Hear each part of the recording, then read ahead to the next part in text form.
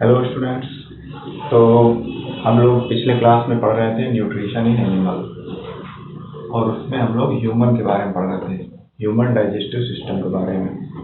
और हम लोग ईसोफेगस के फंक्शन तक पहुँचे थे, है ना। तो इसके आगे हम लोग पढ़ते हैं और देखते हैं कि फूड कैसे माउथ से लेकर बाकी डाइजेस्टिव पार्ट से होते हुए किस तरह से वेस्ट के रूप में निकल जाता है और बाकी चीज़ें कैसे एब्जॉर्ब हो जाती हैं। ये सारा चीज़ हम लोग समझते हैं आज, ठीक है। तो ईसोफेगस से फूड हमारा कहाँ पहुँच जाता है? स्टमक में, ठीक है ना, जो हमारे एब्डोमेन के लेफ्ट हैंड साइड में होता है। तो स्टमक की बात करते हैं आज। स्टमक यानी हमारा पेट, ठीक है। तो स्टमक एक सी आकार का, जो अल्फाबेट सी होता है, सी शेप का एक ऑर्गन होता है। लगभग कह सकते हैं उल्टा सी जैसा है, उसका आकार थैले जैसा है। C shape, sac like structure, sac like organ, है ना। सैक लाइक मतलब थैले जैसा है, पूरी तरह से सॉलिड नहीं है, यानी सॉफ्ट है, मसल से बना है, और इसके अंदर स्पेस है जिसमें खाना जाकर एडजस्ट होगा, है ना। तो ईसोफेगस यानी फूड पाइप से खाना यहाँ तक आएगा स्टमक में, और स्टमक में जैसे ही खाना आएगा तो स्टमक में से क्या निकलेगा? सबसे पहले निकलेगा हाइड्रोक्लोरिक एसिड, है ना। ये हाइड्रोक्लोरिक एसिड क्या करता है?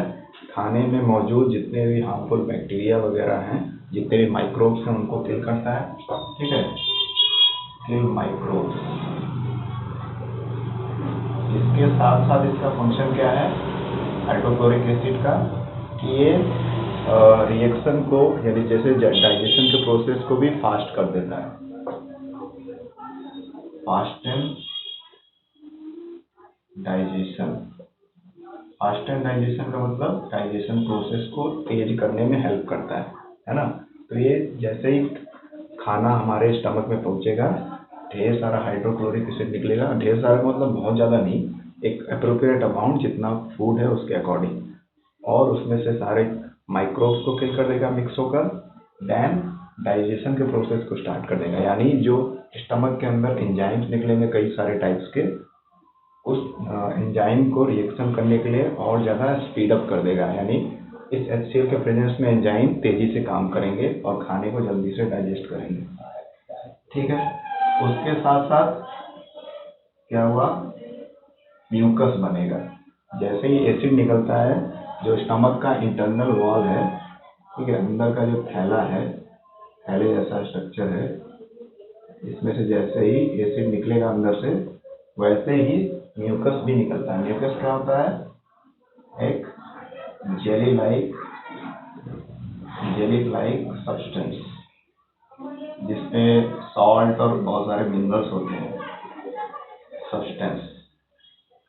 तो ये जेली लाइक सब्सटेंस होता है, और ये भी स्टमक के वॉल से निकलता है। ये क्यों निकलता है?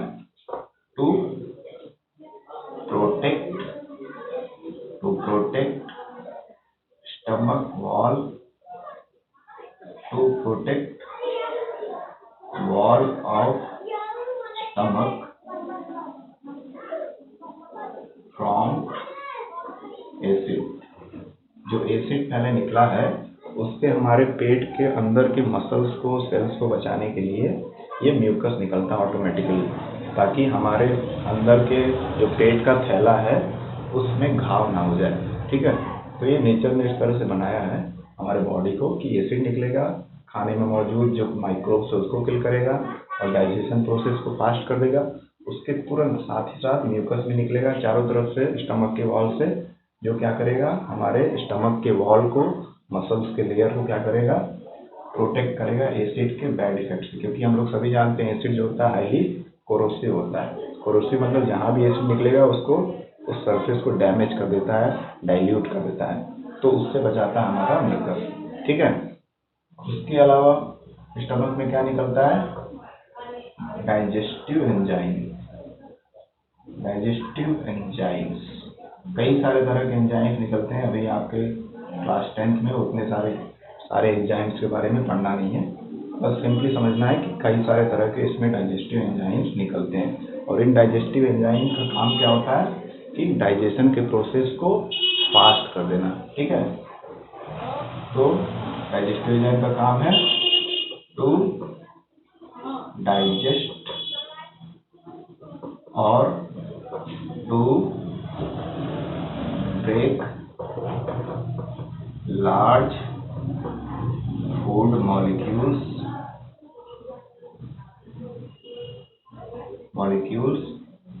into simple form। तो डाइजेस्टिव एंजाइम का काम क्या है कि डाइजेस्ट करना फूड पार्टिकल का। डाइजेस्ट करने का अर्थ हम लोग छोटे क्लासेस में भी पढ़ चुके हैं। डाइजेशन का मतलब होता है लार्ज फूड मॉलिक्यूल को ब्रेक करके, तोड़ करके सिंपल फॉर्म में कन्वर्ट कर देना, यही डाइजेशन होता है। तो डाइजेस्टिव एंजाइम का यही काम होता है। इस तरह से स्टमक में क्या है, कई सारे तरह के एंजाइम निकलते हैं। एग्जाम्पल के लिए पेप्सिन एंजाइम।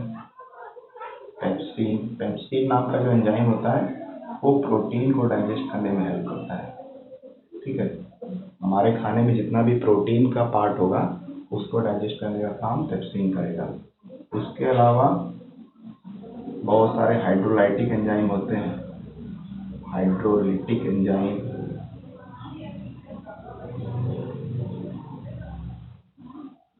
तो इस तरह से कई सारे एंजाइम्स हमारे स्टमक के वॉल से निकलते हैं और खाने को डाइजेस्ट करते हैं, यानी खाने के पार्टिकल को छोटे छोटे सिंपल फॉर्म में ब्रेक कर देते हैं, कन्वर्ट कर देते हैं। ठीक है, तो स्टमक का ये काम होता है। अब डिटेल में हम लोग नहीं जाएंगे क्योंकि आपके सिलेबस में नहीं दिया है कि कौन कौन से एंजाइम है, कुछ इक्का दुक्का नाम दिए हैं। तो आप बस ये समझ लीजिए कि ऐसे स्टमक में बहुत सारे एंजाइम्स निकलते हैं, है ना, जो खाने को डाइजेस्ट करते हैं। क्योंकि हमारे खाने में एक कंपोनेंट तो है नहीं, उसमें कई सारे तरह के न्यूट्रिएंट हैं, विटामिन हैं, मिनरल्स हैं। सभी को डाइजेस्ट करना है तो सभी को डाइजेस्ट करने के लिए अलग अलग तरह के एंजाइम्स हमारे स्टमक के वॉल से निकलते रहते हैं। तो ये हमारा हो गया स्टमक। क्लियर। अब हम लोग आगे बढ़ते हैं। आगे हम लोग अब चलते हैं नेक्स्ट हमारे डाइजेस्टिव पार्ट पे, जो है लीवर, जो कि हमारे स्टमक से ही कनेक्टेड रहता है। ठीक है, तो हम लोग चलते हैं लीवर के पास।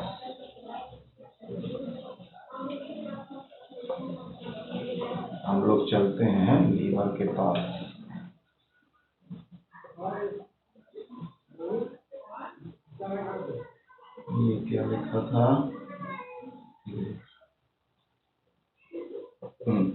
तो अगला जो हमारे बॉडी का सबसे बड़ा ग्लैंड होता है वो हमारा है लीवर। तो इसकी बात करते हैं। Liver largest gland of human body.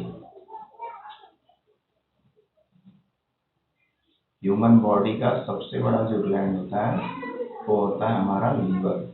ठीक है, और ग्लैंड क्या होता है, हम लोग ये क्लास 9th में टिश्यू चैप्टर में पढ़ चुके हैं। ग्लैंड का मतलब होता है गांठ, हिंदी में जिसको गांठ बोलते हैं या इंग्लिश में नॉट भी बोलते हैं। यानी जहाँ पे मसल्स जो होते हैं, सेल्स जो होते हैं, बहुत सारे सेल्स मिल करके एक राउंडेड सेल या ट्विस्टेड स्ट्रक्चर बना लेते हैं, एक गांठ जैसा बना लेते हैं। जैसे ये भी है, गांठ जैसा ही है, थैले जैसा है, तो इसको हम लोग लीवर कहते हैं।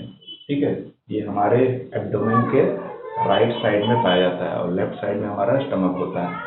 ठीक, तो गांठ जैसा होता है और बॉडी का सबसे बड़ा गांठ है, सबसे बड़ा ग्लैंड यही है हमारा लीवर। ठीक है, तो liver is the largest gland of our body.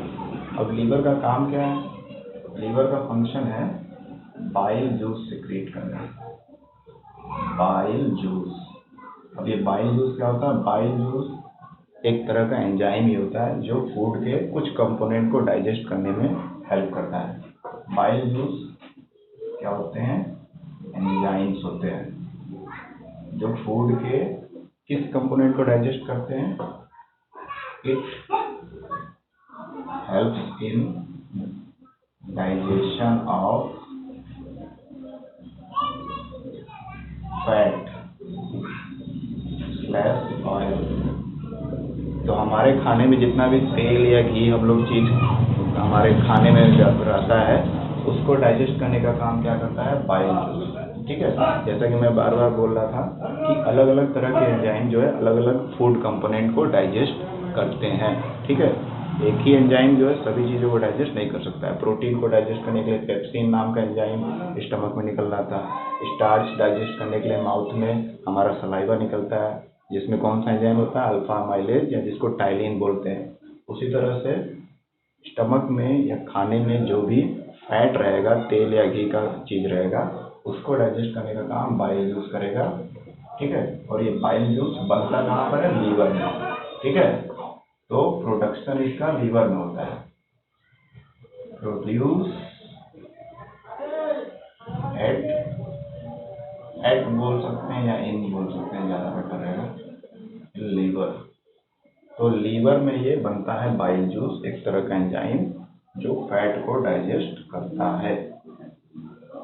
और ये लीवर में तो ये बनता है हमारा बाइल जूस, लेकिन स्टोर कहाँ होता है, गॉल ब्लैडर में, जो लीवर से कनेक्टेड रहता है। यहाँ पर ये गॉल ब्लैडर है ना, जो लीवर के सरफेस से कनेक्टेड रहता है। ठीक, तो bile juice stores in gall bladder.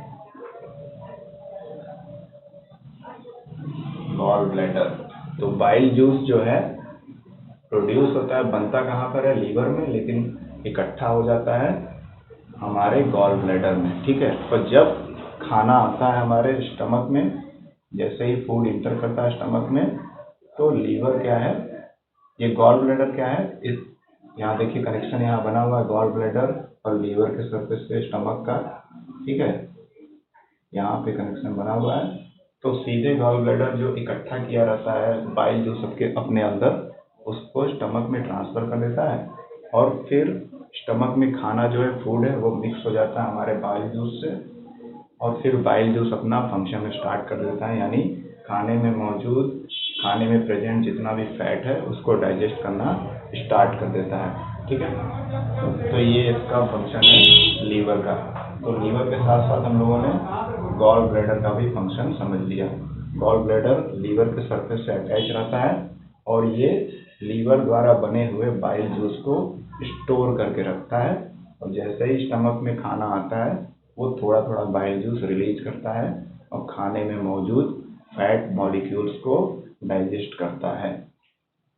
अब आप एक बात ध्यान देंगे कि फैट का डाइजेशन कैसे होता है। डाइजेशन ऑफ फैट, जो भी फैट या ऑयल है, कभी आप देखेंगे तेल या घी को पानी में डालेंगे तो उसके छोटे छोटे ड्रॉप्स बन जाते हैं, ड्रॉपलेट्स बन जाते हैं, पानी में तैरते रहते हैं, ऐसे बन जाते हैं। तो इसको बोलते हैं fat globules. Fat globules, fat के छोटे छोटे ड्रॉपलेट्स। ठीक, अब हम लोग जब खाना खाते हैं तेल या घी का, तो छोटे छोटे ड्रॉपलेट्स जो होते हैं इकट्ठा होकर बड़ा ड्रॉपलेट बना लेते हैं। ठीक है, सारा जब स्टमक में आ जाता है तो बड़ा सा ड्रॉपलेट बन जाता है। कई सारे तरह के हम लोग फूड आइटम खाते हैं, तेल का तड़का लगा हुआ सब्जी या घी का तड़का लगा हुआ दाल खाते हैं, ये सारी चीज़ें खाते हैं, है ना। तो सारा फैट जो है इकट्ठा हो जाता है और बड़ा ग्लोब्यूल बन जाता है। अब इससे बड़े जो तेल घी का जितना भी ड्रॉपलेट्स है खाने में मौजूद, वो बड़ा हो जाता है। फिर इस पे रिएक्शन होता है किसका, बाइल जूस का। बाइल जूस जो लीवर से प्रोड्यूस होता है, वो एंजाइम निकालता है और इसको तोड़ने लगता है। फैट का जो बड़ा सा ड्रॉपलेट बन जाता है, फिर से वो बहुत ही माइन्यूट ड्रॉपलेट में कन्वर्ट हो जाता है। ठीक है, तो इस तरह से फैट का डाइजेशन होता है। तो सिंपली डाइजेशन का मतलब हम लोग स्टार्टिंग से समझते आ रहे हैं कि किसी भी बड़े मॉलिक्यूल को ब्रेक करके सिंपल फॉर्म में कन्वर्ट करना, ताकि बॉडी उसको एब्जॉर्ब कर पाए। अभी फिलहाल हम लोग डाइजेशन समझ रहे हैं हर एक कंपोनेंट ऑफ फूड का। आगे हम लोग पढ़ेंगे कि कैसे फूड ये सारा जो सिंपल फॉर्म में कन्वर्ट हो जाता है, कैसे ये एब्जॉर्ब होता है हमारे बॉडी में। ठीक, तो इस तरह से फैट का डाइजेशन होता है with the help of bile juice released by gall bladder. Gall bladder से निकलता है, बनता तो है लीवर से लेकिन स्टोर हो जाता है गॉल ब्लैडर में, और फिर गॉल ब्लैडर इसको स्टमक में डाल देता है जब जरूरत होता है तब। ठीक है, तो अब इसके बाद हम लोग आगे बढ़ते हैं अगले डाइजेस्टिव पार्ट की तरफ। अगला डाइजेस्टिव पार्ट क्या है? अगला डाइजेस्टिव पार्ट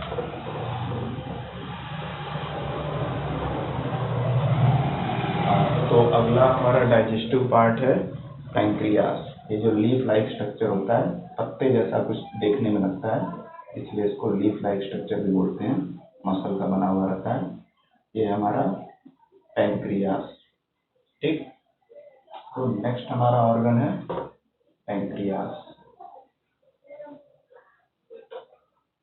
ठीक, अब ये पैंक्रियास जो है, ये इसको बोलते हैं लीफ लाइक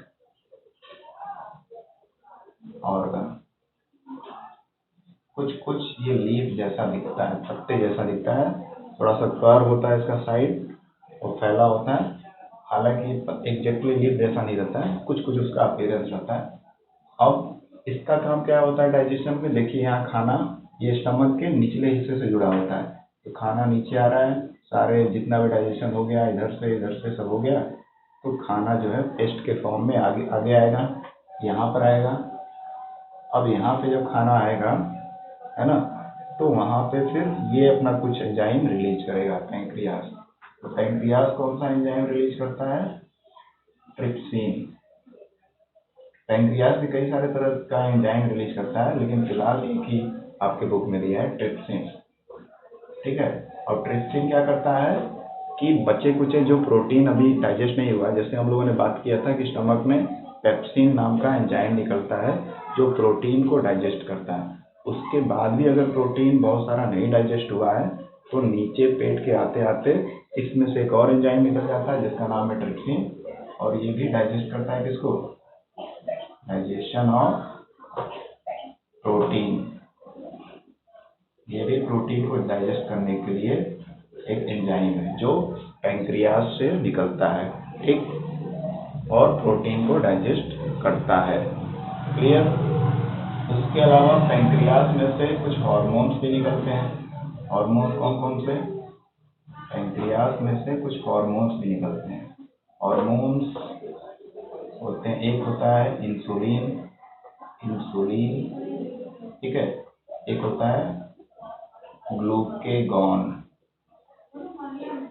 ठीक, दो ये हार्मोन्स है जो पैंक्रियास से प्रोड्यूस होते हैं, और एक ये एंजाइम है जो प्रोटीन को डाइजेस्ट करने के लिए यहाँ से निकलता है और हमारे स्टमक के लास्ट एंड में निकलकर खाने से मिक्स होकर डाइजेस्ट कर देता है प्रोटीन को।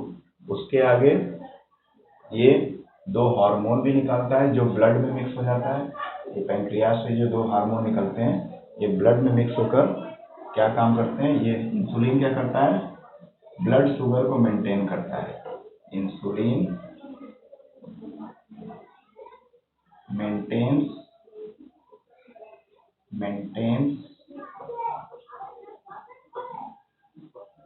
Blood sugar.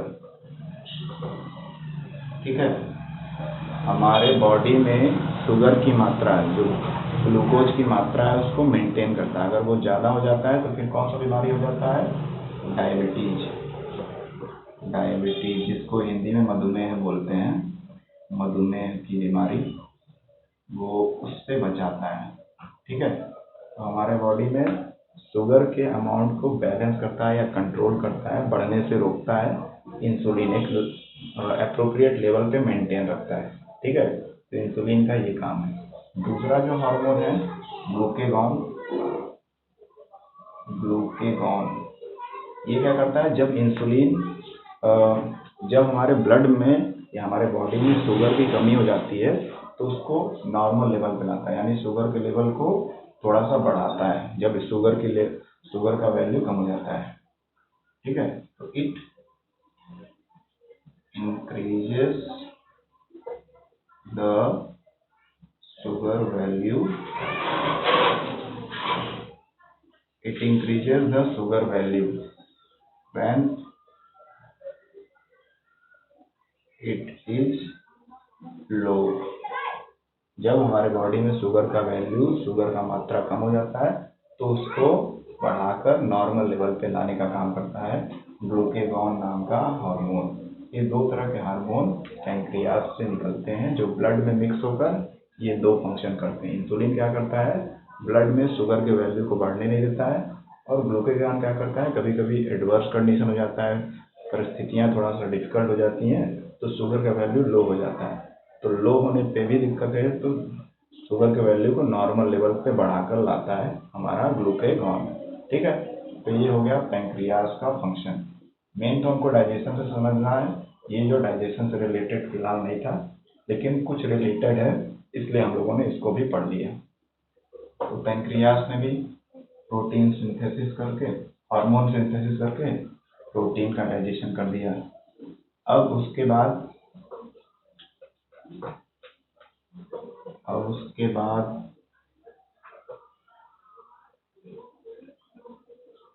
नेक्स्ट जो ऑर्गन है हमारा वो आप सभी देख रहे होंगे, लार्ज इंटेस्टाइन और स्मॉल इंटेस्टाइन। ठीक, तो दो बड़े बड़े ऑर्गन्स हैं। सबसे पहले पढ़ते हैं पैंक्रियाज से होते हुए खाना हमारा कहाँ आगे बढ़ता है, स्मॉल इंटेस्टाइन में। स्मॉल इंटेस्टाइन, ठीक है, स्मॉल इंटेस्टाइन, छोटी आंत जिसको बोलते हैं, छोटी आंत।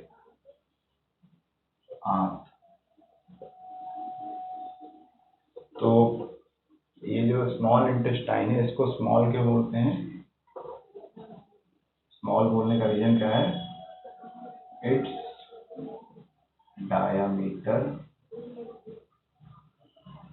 Is small. जो ये ट्यूब लाइक स्ट्रक्चर होता है बहुत ही पतला होता है, सकरा होता है और काफ़ी लंबा होता है। हमारे बॉडी का जितना लंबाई होता है, एवरेज हाइट जो ह्यूमंस का होता है जनरली देखा जाए तो 5.5 फीट के आसपास होता है। ठीक है, तो उसका लगभग 3.5 से 4 गुना लंबा ये होता है। अगर हम लोग बॉडी के हाइट से कंपेयर करें तो इतना लंबा जो रस्सी जैसा होता है, पतले ट्यूब जैसा, वो इसी जगह में हमारे स्टमक के नीचे थोड़ा सा जो स्पेस होता है उसी में लपेटा रहता है, क्वाइल्ड रहता है ना।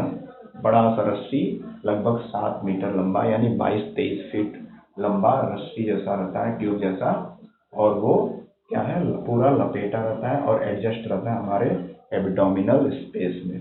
ठीक है, स्मॉल इसको बोलने का मतलब क्या है कि ये इसका डायमीटर बहुत छोटा होता है, यानी ये सकरा पाइप जैसा होता है, बहुत ही पतला होता है, ट्यूब लाइक स्ट्रक्चर होता है, इसका डायमीटर बहुत छोटा होता है। दूसरा इसका क्या काम, इसका स्ट्रक्चर का देखें तो स्मॉल इंटेस्टाइन का एक तो ये डायमीटर स्मॉल है, साथ ही साथ इसका लेंथ बहुत ही अजीबोगरीब है, यूनिक है। लेंथ अप्रॉक्सीमेटली 7 मीटर होता है। 7 मीटर का मतलब होता है 21 से 22 फीट लंबा। 21 से 22 फीट समझ रहे हैं आप लोग, कि अगर कोई 6 फीट का तो उसका 3 गुना से भी ज़्यादा, तो काफ़ी लंबा होता है ये रस्सी जैसा, और कम जगह में एडजस्ट रहता है, क्वाइल्ड रहता है। तो ये रस्सी जैसा, ट्यूब जैसा, सकरा सा, coiled tube like structure. Coiled मतलब लपेटा हुआ, एडजस्ट स्ट्रक्चर रहता है। Coiled tube like structure present in abdominal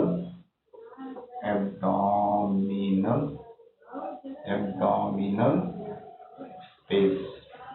abdominal space मतलब पेट के निचला हिस्सा जो रहता है हमारा, ठीक है, लोअर पार्ट से ऊपर का, थाई से ऊपर और ज़्यादा ऊपर जो स्पेस होता है उसको एब्डोमिनल स्पेस बोलते हैं। तो वहीं पर ये हमारा स्मॉल इंटेस्टाइन ट्यूब जैसा बहुत लंबा सा, लगभग 22 फीट लंबाई वाला ये उसी में एडजस्ट रहता है। ठीक, तो ये तो हो गई इसकी कुछ स्ट्रक्चर की बातें। अब इसका फंक्शन का अगर बात करें तो ये जो पतला ट्यूब लाइक स्ट्रक्चर होता है स्मॉल इंटेस्टाइन, इसको अगर ध्यान से देखें, ये मान लेते हैं हमारा जो है पतला सा स्मॉल इंटेस्टाइन है। ठीक है, अब ये स्मॉल इंटेस्टाइन को और ज़्यादा हाई रिजोल्यूशन में, हाई पावर के माइक्रोस्कोप वगैरह में अगर इसको अंदर के लेयर को देखें तो हम लोग पाएंगे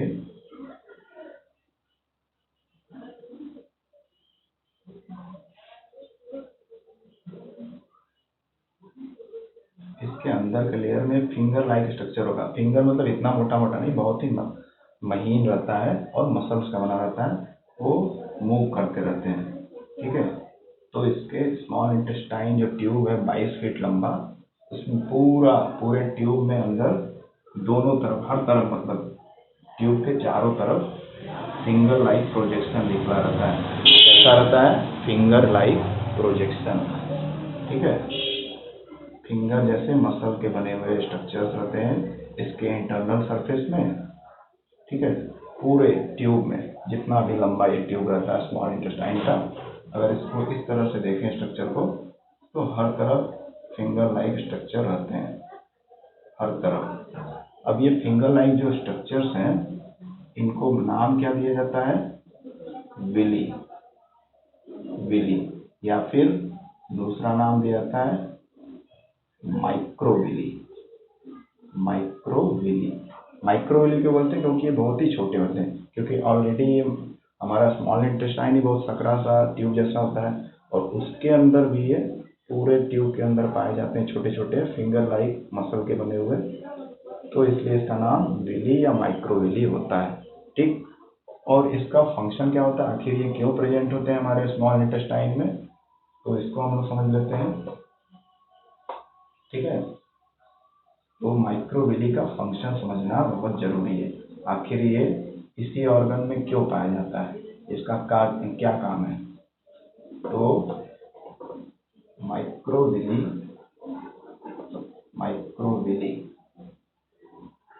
helps in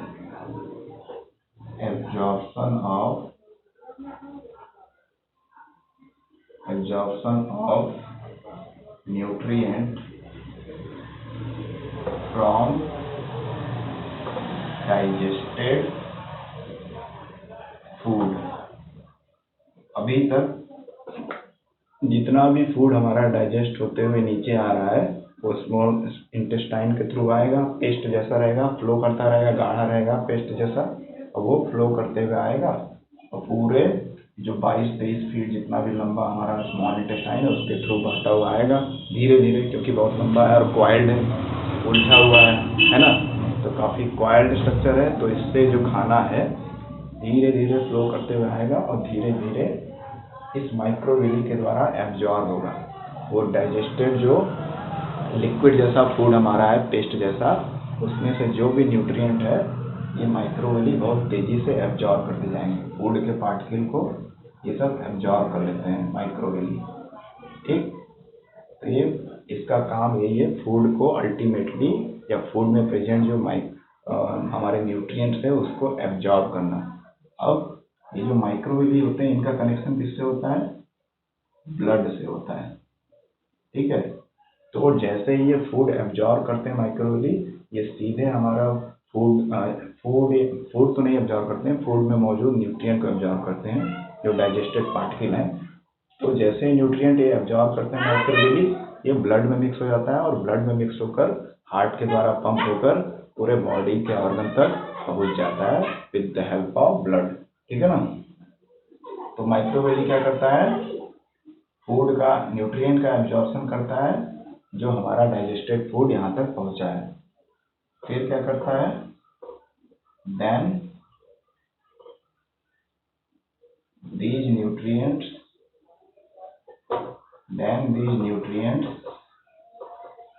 goes into blood stream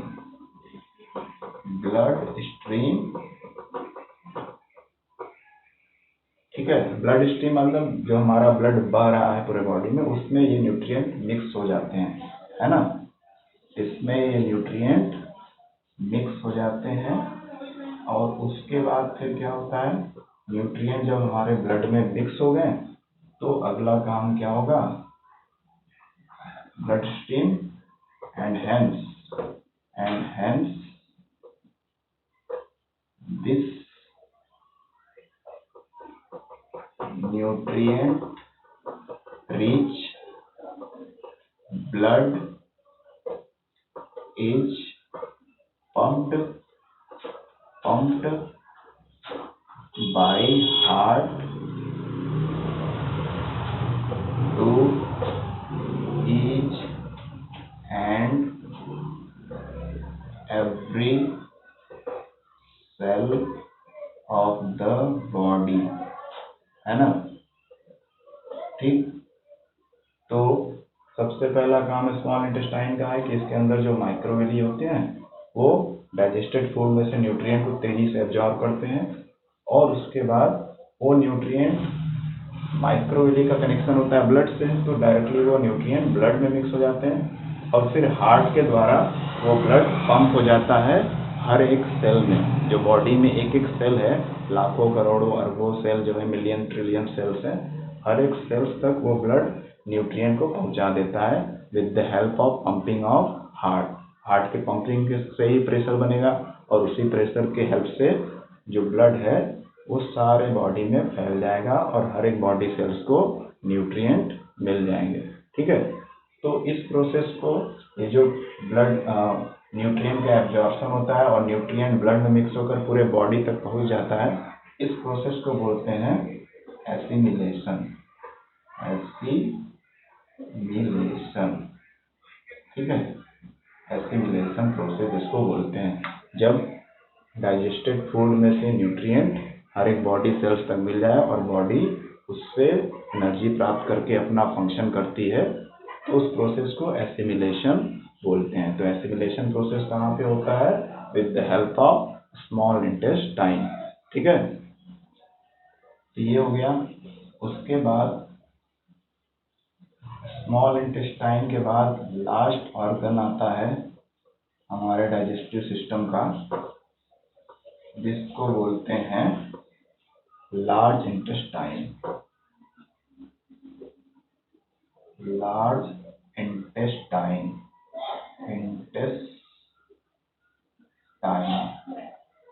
बड़ी आंत, इसको हिंदी में बड़ी आंत बोलते हैं।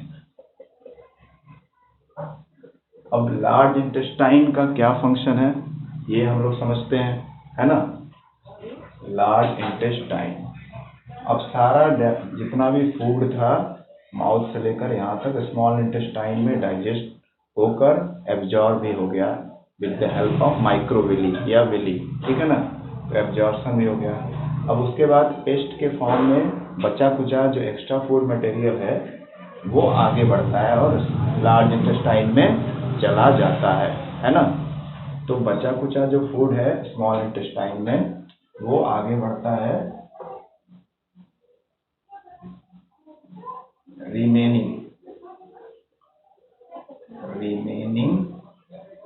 Food material goes to large intestine।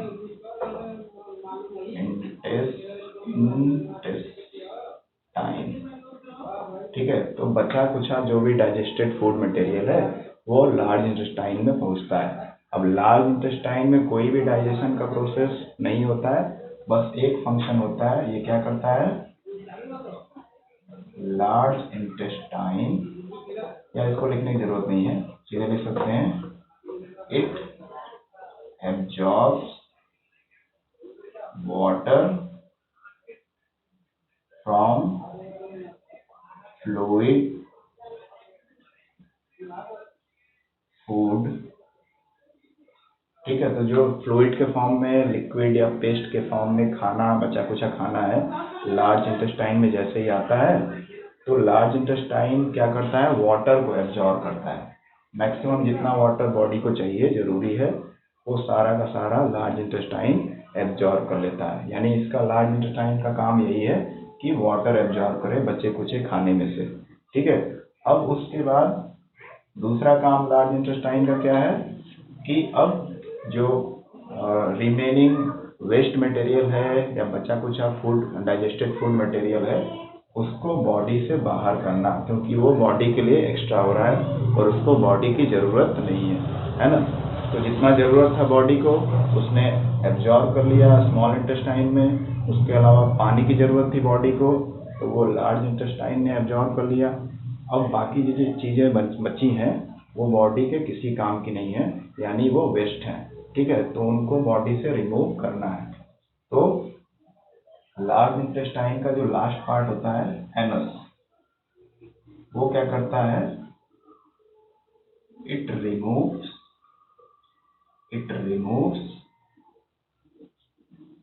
Waste material from the body. ठीक, तो हमारे बॉडी से जितना भी वेस्ट बचा कुचा वेस्ट मटेरियल है सॉलिड फॉर्म में वो बाहर फेंक देता है। सॉलिड फॉर्म मतलब एकदम ड्राई फॉर्म नहीं, सेमी सॉलिड फॉर्म।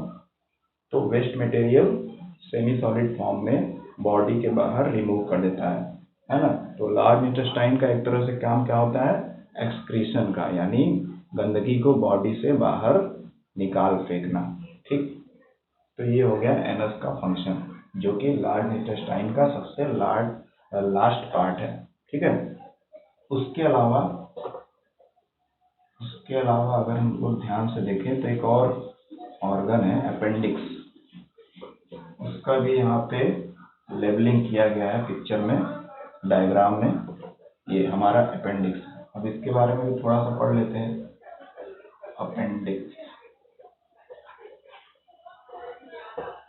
अपेंडिक्स क्या है, ये लार्ज इंटेस्टाइन का एक दूसरा एंड है। एक एंड पे तो एनस होता है जो वेस्ट मटेरियल को बॉडी से बाहर रिमूव करता है, और दूसरा जो एंड है वो अपेंडिक्स है। इसका ऑब्जर्वेशन किया गया डॉक्टर्स के द्वारा, रिसर्चर्स के द्वारा, तो पाया गया कि ये कुछ भी फंक्शन नहीं करता है। फिर क्यों ये हमारे बॉडी में है, ये भी बहुत सारा आर्गुमेंट का टॉपिक बना कि बॉडी में आखिर क्यों है जब इसका कोई फंक्शन ही नहीं है, आखिर क्यों है। तो अपेंडिक्स जो है इसको बोला जाता है वेस्टिजियल ऑर्गन। वेस्टिजियल ऑर्गन का मतलब होता है कि ऐसे ऑर्गन जिनको माना जाता है कि ये प्राचीन समय में हो सकता है कभी वर्किंग रहे हों और कोई फंक्शन करते रहे हों, लेकिन अभी ये क्या है, फंक्शनलेस है।